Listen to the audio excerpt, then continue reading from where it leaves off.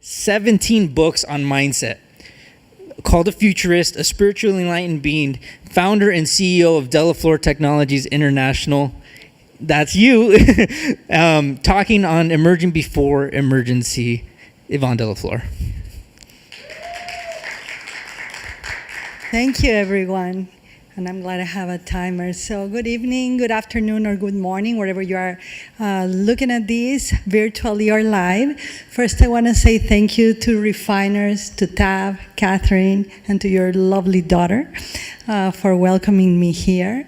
I think I'm a little excited, and I'm adapting because after Bobby, I got to adapt my whole speech. All what she shared was like, okay, she got that. Of all my list is like, okay, it's gone. So I'm here to talk about the power of emergence, not of emergency. And just following with what Bobby said, you know, we've been in uncertain times, but we've been in uncertain times since the creation of time.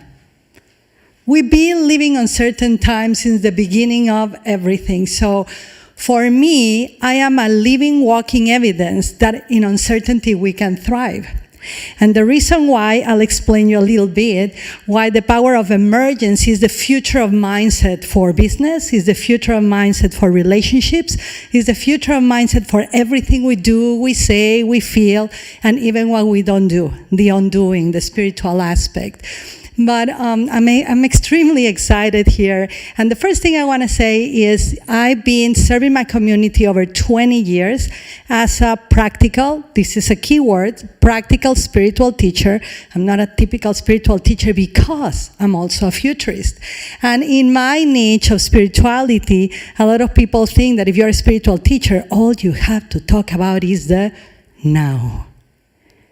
And I do talk about the now, and I serve from the present moment, and I'm focused all of my life, most of my life, to be here and now, because this is the only point of presence and reference that I have to be able to create change, to be able to create results, to be able to move forward and have what Bobby said, you know, a future-oriented mindset, a possibility mindset. If I'm not present in the now, there's zero possibilities. I'm going to be a resident and probably a slave of the concept of my past.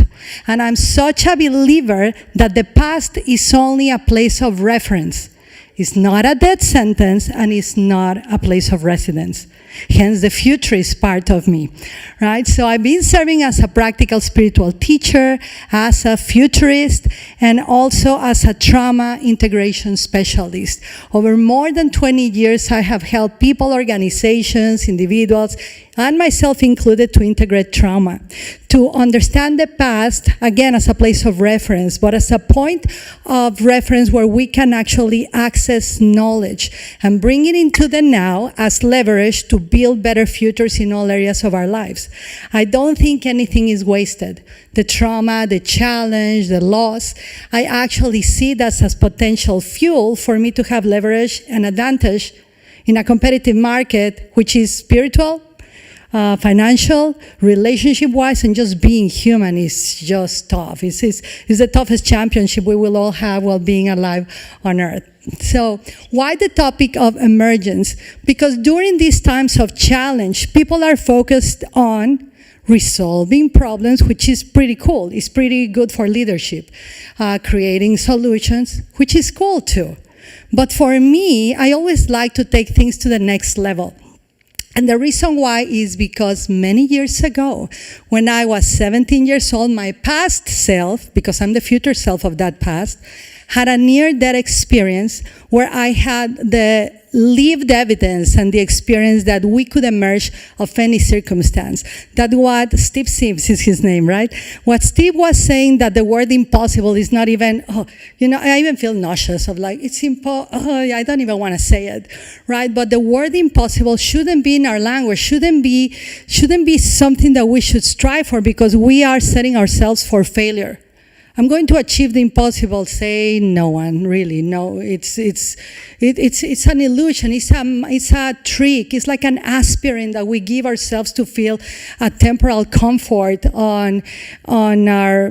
It's an illusion. So, but when I was 17, and we can put the picture now. This is my only presentation. After all the fancy presentations, I'm like, and this is my presentation. I'm not sure if they're going to show it. Okay. I present to you my past self. So that past self that is in the screen, it's me at 17 years old, so I am the future self of that woman. And what you're seeing in the screen is not only a 17-year-old that just survived what should have been a fatal car accident.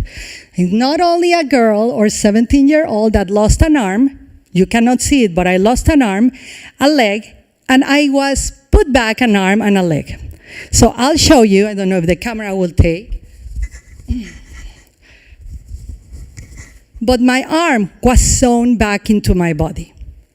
Nerve by nerve, muscle by muscle. So I am a walking evidence that we can emerge from emergency, that we can thrive and not only survive. And there was something, this sounds really cool and very fancy, and a lot of people always ask me, can you talk more about that? And I'm like, no, because then Stephen King is going to want my story. He's really like that. But why I'm bringing her there is because I am a walking, living evidence that in life, spiritually, emotionally, financially, and in business, we can thrive, we can move ourselves forward into the future, like Bobby was talking about, having a future orientation, a possibilitarian mindset. But I found it how?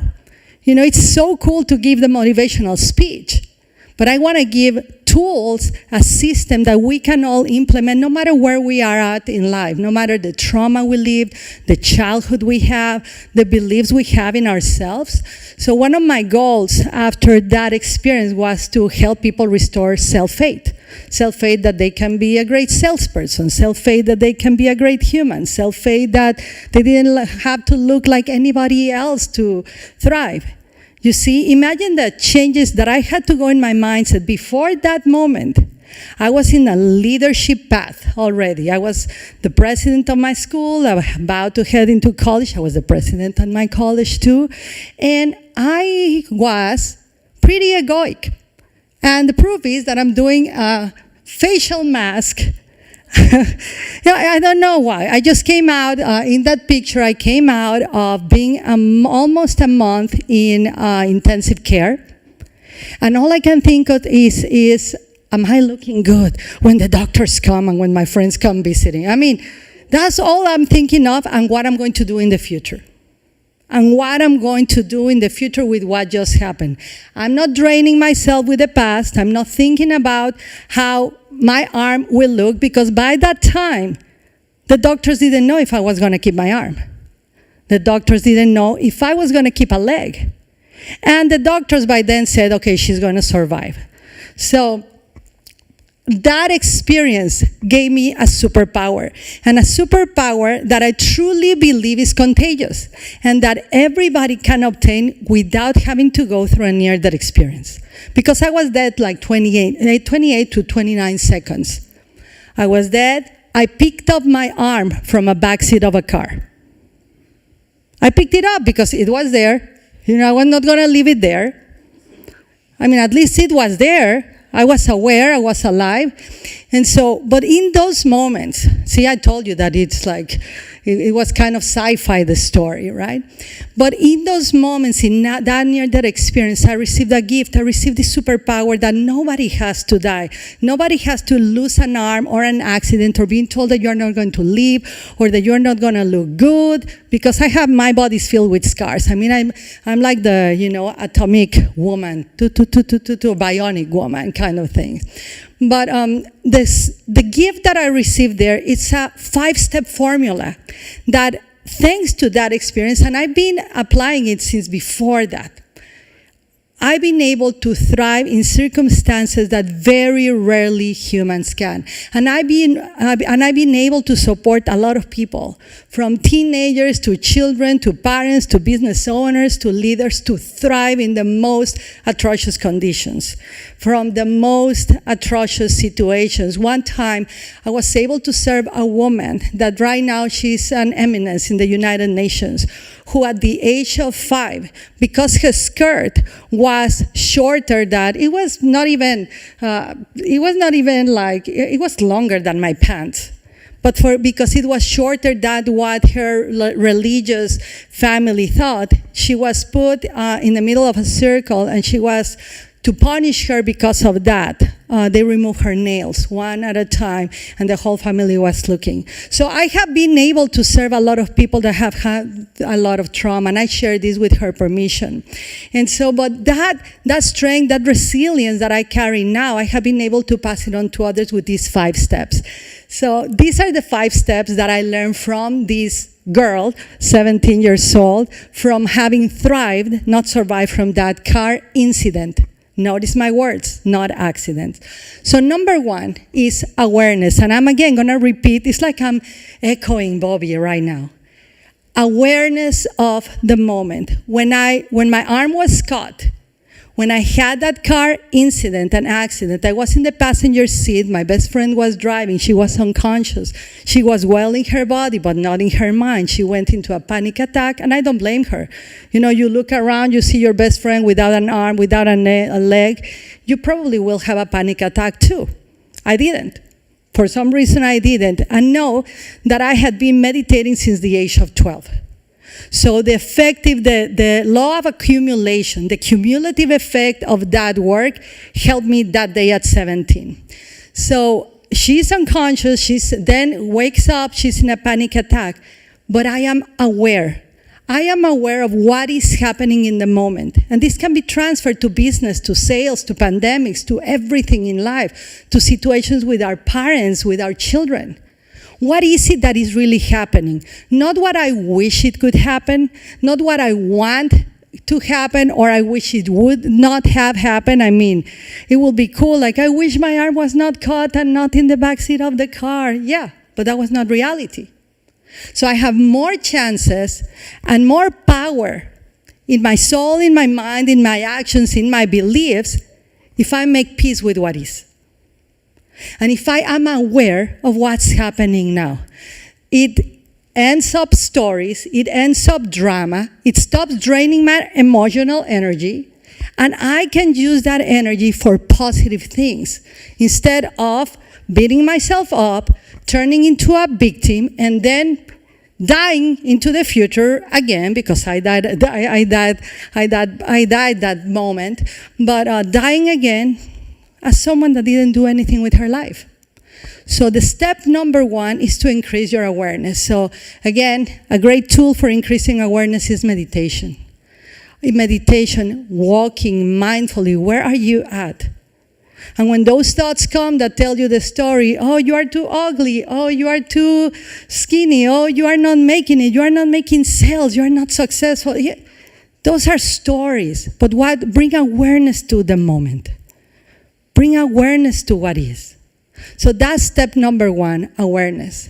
Number 2 is the D for decisions. Again, you gotta make a decision. Even when I was 17, I could make a decision. And the decision I made, which was interesting because I made a decision based on thinking of others. I didn't think of myself. That's what really took me out of emergency and helped me emerge and helped me be more present and be more confident, not only in myself, but also of God and spirit and my spiritual practice, which has been an incredible fuel for everything that I am and I've chosen to create myself to be in life. So it's a decision. So that day I made a decision. I said, no one is going to die in my car, because I didn't want that in my psyche or my consciousness.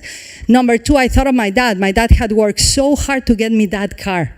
I was 17 and he worked so many hours to get me that new car that, because my friend and I went to a party that we didn't have permission, karma met us in the way and we crashed.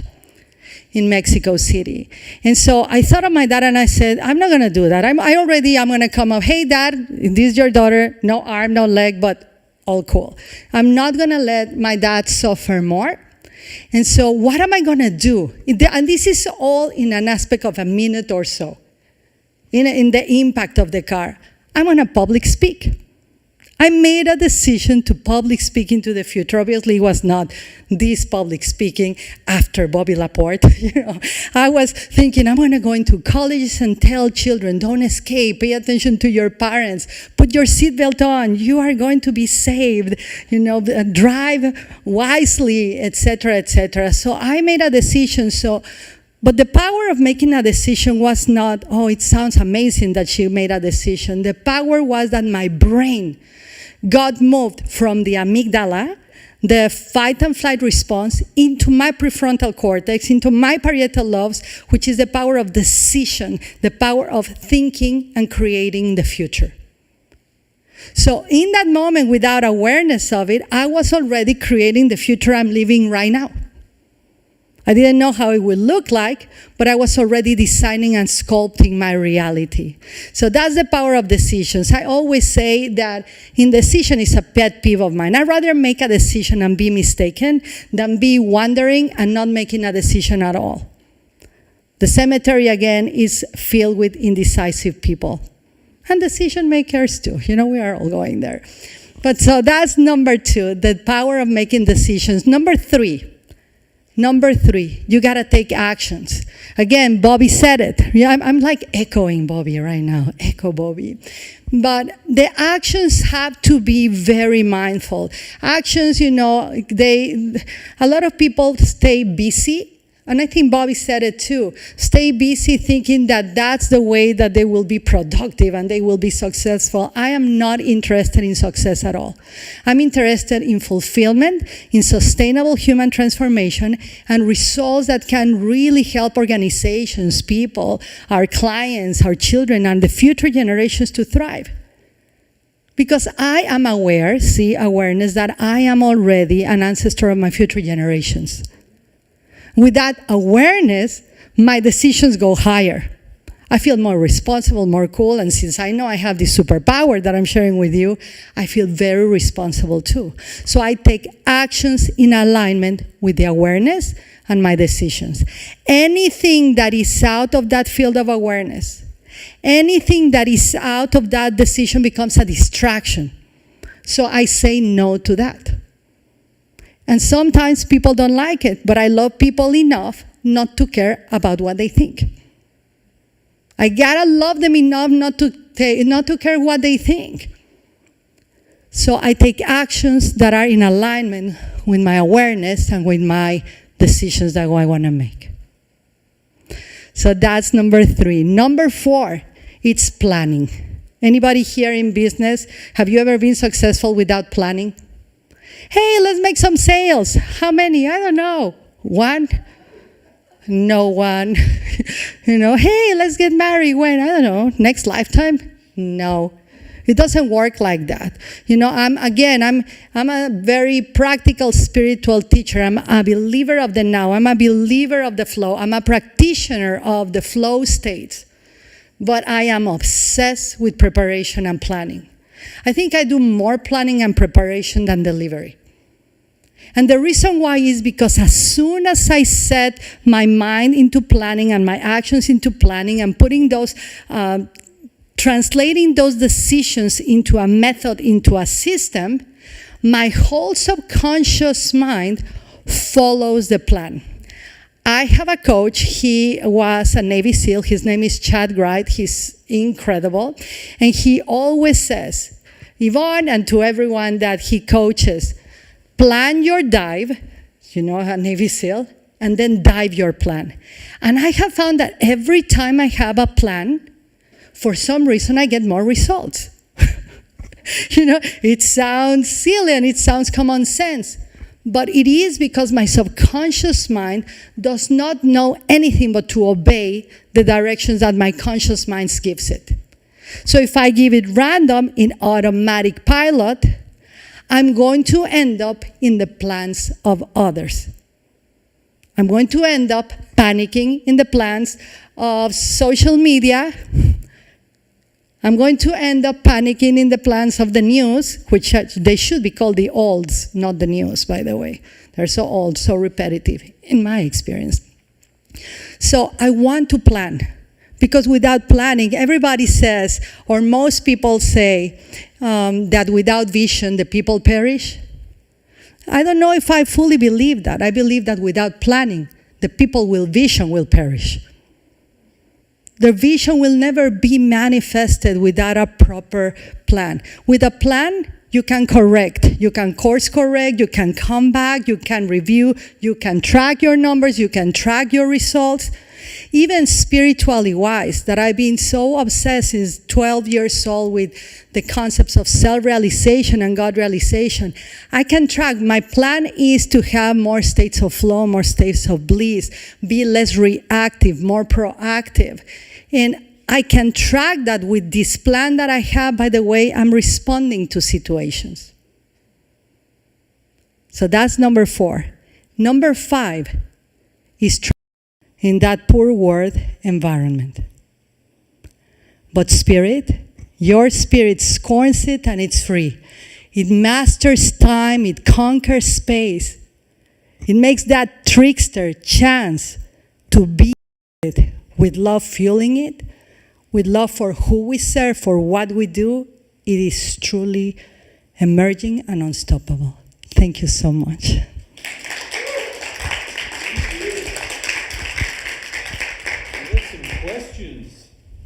We have some questions. I guess I got to put this up.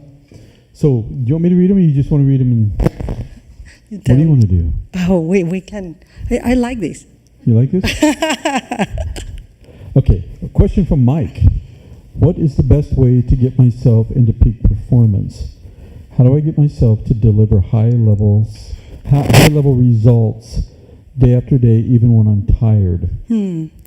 Well, for me, the number one thing for peak performance that I've done that it has helped me a lot, I've changed my words. Like, I do not allow myself to be busy. I always say, I'm so be easy. It doesn't matter how much I have in my calendar, because I know that my words, how I speak to myself, program my life. They program my state of being, my awareness, my energy. I may still be tired, but I'm not saying that to myself. So number 1 is the way I use words. I've been a student of words for more than 20 years, personal power language. And so that's number 1. Number 2, practice of breath work. I think that by this time, everybody, it's no longer a spiritual cliche. It's a technology of consciousness. Breathwork is an essential tool for anyone to have deeper transformation and deeper transcendence and deeper states of peak performance. Every single higher achiever, they breathe. So if you breathe with mastery, you will get into a higher level of peak performance. And then what did he say? High level results day after day. Just do the work. I mean, I would like to give a hack for that, but it's like consistency, discipline. I've gotten results, and I consistently get results because I show up every day. I just show up, and not only show up, I also do the work. So, yeah. Question from Alan. I like this. I'm using like my man voice. Oh, Question okay. from Alan. Question from Alan. What's the best way to learn how to think at a higher conscious level? Wow, what a tricky question, because how to think in a higher conscious level, it will be like, don't think. Meditation is like an undoing. Most of my work when I coach people, I'm a spiritual mentor, is undoing the beliefs, undoing all of that. But finding activities, or for example, I'm an obsessed practitioner of something called Gong Fu tea, Gong Fu cha. It's like Kung Fu for tea. It's something that Bruce Lee used to practice, flows of water and how you drink it and how you are present. But really, it's more about not thinking. And in that not thinking is a paradox. I'm not sure if I'm going to answer your question with this, because this is kind of like a koan, like a Zen question. But a higher conscious level, it will be of no thought. It will be just deeper awareness, just deeper presence, knowing where you are at every moment, being mindful in how you move your hand, how you show up, how you present yourself every single moment. It's kind of a romance with the moment experience, but that's the best way to learn is to unlearn what you think you know, to meditate and just really practice mindfulness. I know a lot of people that are like Zen masters of not thinking. So. No, yeah. I mean, just because. Right. Yeah. But you have one tomorrow. No. A Zen master is coming. Yeah, I know. It's a joke, people don't think. Yeah, I will practice humor. I love a joke that falls just fine. So one more question. Okay. From Sally. I've had some business success and want to give back. There's so many worthy causes. How do I make sure I'm aligning myself with the one that is right for me? Wow. Alignment with something that is right for you, you gotta feel it. The more you are in your body, the more you own all of who you are, the less you're gonna doubt and the less questions you'll have about what is right for me. You will just feel it. You will just feel, your body tells you. The body never lies. The body never lies. So your body's response will tell you, not this. I will not overthink it. I will go with, obviously, proper research if you are going to donate of what organization I'm going to do. I'm still a researcher, as I like to plan, but it will be right for you if it aligns with your core values, if it aligns with what you believe and what you want to contribute into the future. Just choose what feels right for you. Would you guys agree that she's just an absolutely beautiful person? I mean, just phenomenal. And one of the things that you were saying was, and wherever the picture of your my past self. Yeah, your past self. She's awesome. I know I won't go into that. I was going to digress about my past self, but nobody wants to hear that. But one of the things that Naveen Jain, before you got here, was talking about was because I had said something and he stopped me and he's like, "Don't label the present." Don't label this, because you're giving a statement of maybe fact for something that's going on in your life, but you should postpone that and wait for the future. And you look at that picture of you when you're 17 years old. It would have been really easy to say, "Well, my life's screwed up." I mean, and I have to believe the person you are today and what you've done and what you've given back is a lot from that. Yes. And so, even though it's traumatic, I mean, when you said you picked up your arm, I kind of gave one of those nervous. Yeah, but I refused to enter into the narrative that it was traumatic. You see? I know. It's phenomenal. I mean, it really is, and it just. But I just like the fact that what Naveen was talking about was. What may seem traumatic at the moment could actually be, turn out to be something phenomenal. Yes. If you let something play out. I agree, Naveen. Yeah. I mean, it was just cool. So, thank you. One other thing I gotta say, you can't see it, but as spiritual as she is, she has got dollar bill signs for her earrings. Yes, it was a gift today. A friend of mine said, "You gotta wear these earrings today." I'm like, "Why?" Because that is going to totally throw off people that you are a spiritual teacher. Well, it did me. Consider me thrown off. But thank you. Thank you so much. Welcome to Refiners. Refiners is an organization of business owners and business professionals that are looking to improve their business and personal performance, just like you. As a Refiners member, you will have the opportunity to build connections with like-minded individuals from your industry. Join our amazing community for free at refiners.io.